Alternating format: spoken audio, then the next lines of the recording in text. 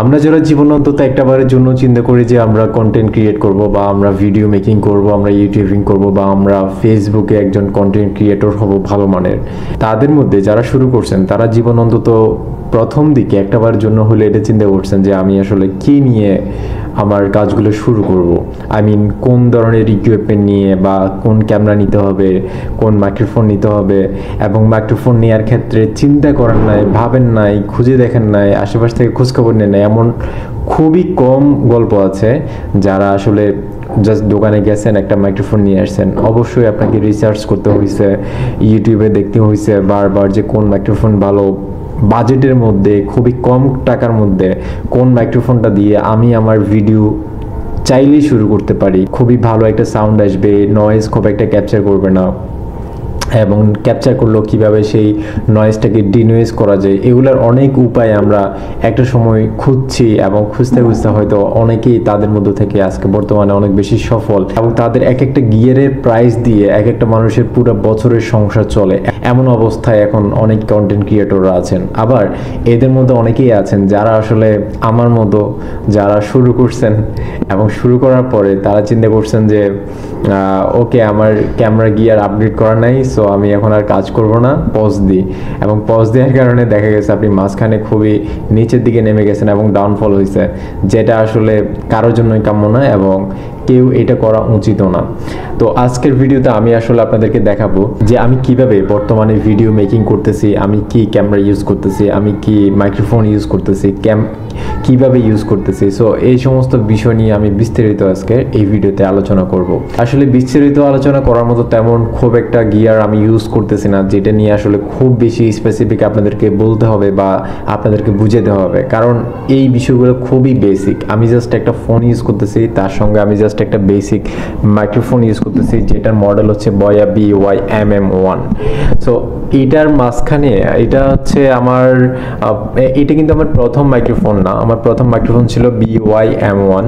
So যেটা হচ্ছে খুবই বেসিক এবং খুবই জাতীয় একটা মাইক্রোফোন বলা যায় বাংলাদেশের জন্য, যেটা ওয়্যার করা ছিল, বিশাল লম্বা একটা তার দেয়া, এবং সেখানে একটা ল্যাভেলিয়ার মাইক্রোফোন ছিল যেটার মধ্যে একটা ক্লিপ দেওয়া ছিল, যেটার মাধ্যমে আপনি চাইলে এটাকে হ্যাঙ্গিং করতে পারবেন অ্যান্ড আপনার ভয়েসটা খুবই ক্লিয়ার আসবে। তো সেটা ছিল হচ্ছে আমার সর্বপ্রথম আমার কিনা মাইক্রোফোন। সেই মাইক্রোফোনটা আমি কিনছিলাম হচ্ছে চট্টগ্রামের রিয়েল টেকনোলজি থেকে, এবং সেটা কেনার পর আমি অল্প কিছু ভিডিও মেকিং করছি। খুব একটা ভিডিও আসলে ওটা দিয়ে মেকিং করা হয়নি, বাট ওটা দিয়ে আমি অন্যান্য অনেক ক্রিয়েটরদেরকে আমি ওটা দিছিলাম যারা আসলে শুরু করবে বলছিল।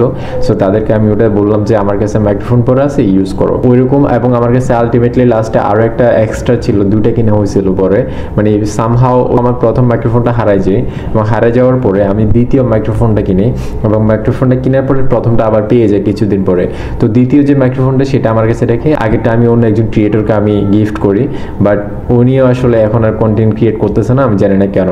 আমি এখন ওনার নামটা নিচ্ছি না, বাট আমি বলবো ভাই আপনিও আপনার ভিডিও শুরু করেন আবার নতুন করে, কারণ বসে থেকে লাভ নেই। যত বেশি কাজ করবেন, যত বেশি ভিডিও বানাবেন, তত বেশি আইডিয়া জেনারেট হবে।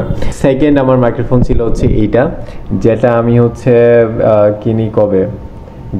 কিনি হচ্ছে প্রায় চায়না থেকে আসার পরে 2000 মেবি 21-এর দিকে বা 20-এর দিকে আমি এই মাইক্রোফোনটা কিনি। অ্যান্ড এই মাইক্রোফোন কেনার পরে আমি অল্প কিছু ভিডিও এটা দিয়ে বানাইছি কয়েকটা। সো ওই ভিডিওগুলো বানানোর পরে আমার কাছে আসলে খুবই বিরক্ত লাগতো এই মাইক্রোফোনটা, কারণ এটার কেবল অ্যাটাচ করো, এটা সেটা ইত্যাদি। এবং 2022-23-এর দিকে আসলে তখন আস্তে আস্তে ওয়্যারলেস মাইক্রোফোনগুলো বাজারে আসা শুরু করে। তো আমি 2023 সালে একটা ওয়্যারলেস মাইক্রোফোন কিনি, যেটা ছিল হচ্ছে ইউলানজির J12, খুবই বেসিক, অল্প দামের মধ্যে ছিল, প্রায় 3500 টাকার মধ্যে ছিল এটা।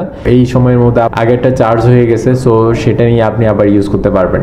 তার মানে হচ্ছে ফুল যদি চার্জ করে বের হন বাসা থেকে বক্স সহ, তাহলে আপনার পুরো দিন শ্যুট করার ক্ষেত্রে আপনার আর কোনো হ্যাসেল পোহাতে হবে না, এমন একটা মাইক্রোফোন ছিল সেটা। তো এখন তাহলে আমি আবার কেন এই বয়া BY-MM1 এটা ইউজ করতেছি?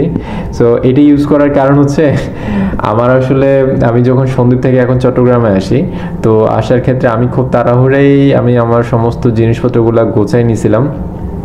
এর মধ্যে হচ্ছে আমি আমার ওই মাইক্রোফোন বক্সও কোথায় যে রাখছি বাসায় সেটা আমি আর খুঁজে পাইনি। কিছুদিন আগে আমি আমার বাড়িতে গেছিলাম, যেটা বাড়িতে যাওয়ার পর আমি ওই যে মোটো ব্লগটা করলাম লাস্ট, তো সেটার জন্য আমি তখনও খুঁজছিলাম বাসায়, আসলে পাইনি। আলটিমেটলি মেবি ওটা হারাই গেছে, কোনো এক সময় তো পাওয়া যেতে পারে।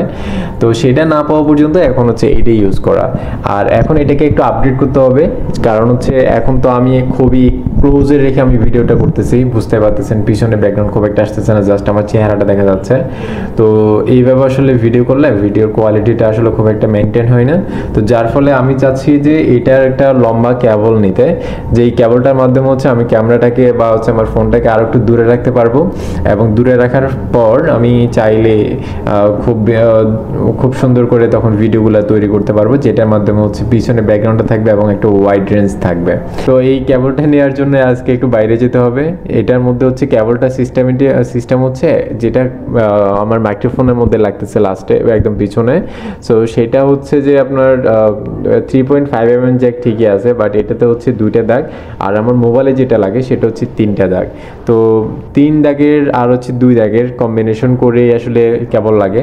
তো আমি কয়েকটা দোকানে দেখছিলাম যেগুলোতে হচ্ছে হয়তো 2টা দুই পাশে, অথবা দুই পাশে হচ্ছে 3টা দাগ। তো আসলে 2টা এবং 3টা দাগ কেবল আমি পাইনি। তো আমি আজকে আবার রিয়েল টেকনোলজিতে গিয়ে দেখবো যে আসলে ওখানে কেবলটা পাওয়া যায় কিনা। যদি পাওয়া যায় তাহলে সেটা দিয়ে আমি ভিডিও তৈরি করব সামনে। আর আমি যেই স্ট্যান্ডগুলো ইউজ করতেছি সেগুলো খুবই বেসিক।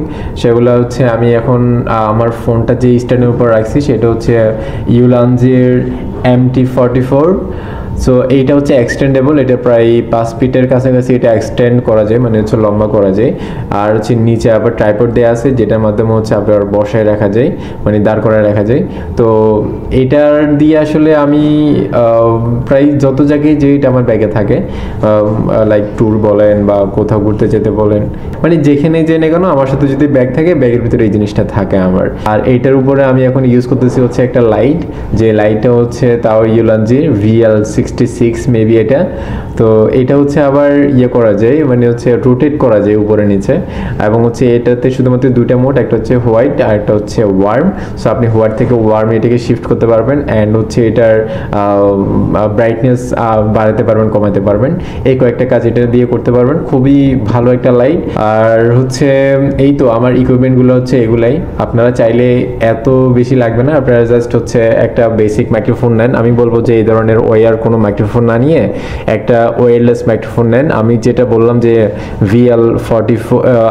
বললাম যে ইউলানজি J12, ওটা যদি নেন তাহলে ওটার মাধ্যমে আপনারা খুবই ইজিলি ভিডিও রেকর্ড করতে পারবেন, যদি ফোন দিয়ে করে থাকেন আর কি। আর হচ্ছে সেই সঙ্গে হচ্ছে আপনারা এই ট্রাইপডটা নিতে পারেন চাইলে। এটা হচ্ছে ইউলানজির MT44, খুবই ডিউরেবল এবং হ্যান্ডি একটা স্ট্যান্ড। তো এটা দিয়ে যেহেতু এক্সটেন্ড করা যায়, আপনি চাইলে যে কোনো পরিস্থিতিতে এটা দিয়ে কাজ করতে পারবেন। আর ফোন যেহেতু খুব একটা ভারী হয় না, এটা দিয়ে আপনি ফোন দিয়ে যে কোনো ভিডিও করতে পারবেন।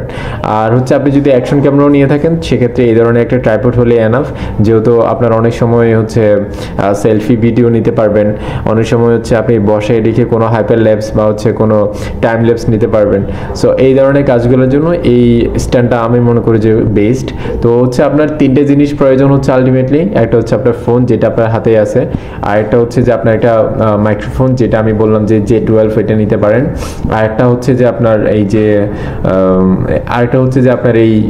ট্রাইপড, যেটা খুবই বেসিক। অল্প কিছু টাকার মধ্যে আপনি এই জিনিসগুলো আশা করি আপনি জোগাড় করে ফেলতে পারবেন। আলটিমেটলি মেবি 5,000 টাকা হলে সবগুলো জিনিস চলে আসবে। তো আমি আমার ভিডিওটা আর লম্বা করতেছি না, ভিডিওটা এখানেই শেষ করতেছি। এটা হচ্ছে আমার 30 ডেজ চ্যালেঞ্জের 3rd ভিডিও। আমি জানি না যে আপনারা আমার যে এই চ্যালেঞ্জটা নিলাম, এই চ্যালেঞ্জটাকে কীভাবে নিচ্ছেন, আদৌ আপনারা এটা পছন্দ করতেছেন কিনা। যদিও আমার ভিউজ খুবই কম, এবং এটা নিয়ে আমি একদমই হতাশ না, কারণ আমি জানি যে প্রথম দিকে ভিউজ আশা করাটাই হচ্ছে বোকামি। তো আমি এখন ভিউজ আশা করতেছি না, আমি জাস্ট আমার অভ্যাসটাকে টিকে রাখার জন্য এই চ্যালেঞ্জটা নিয়েছি, এবং আমি ট্রাই করতেছি ডেইলি ভিডিও করার জন্য। লাইক আমি পরশুদিন ভিডিও করলাম, গতকাল ভিডিও করলাম, আজকে ভিডিও করলাম, তার মানে আমার 3 দিন অলরেডি হয়ে গেছে।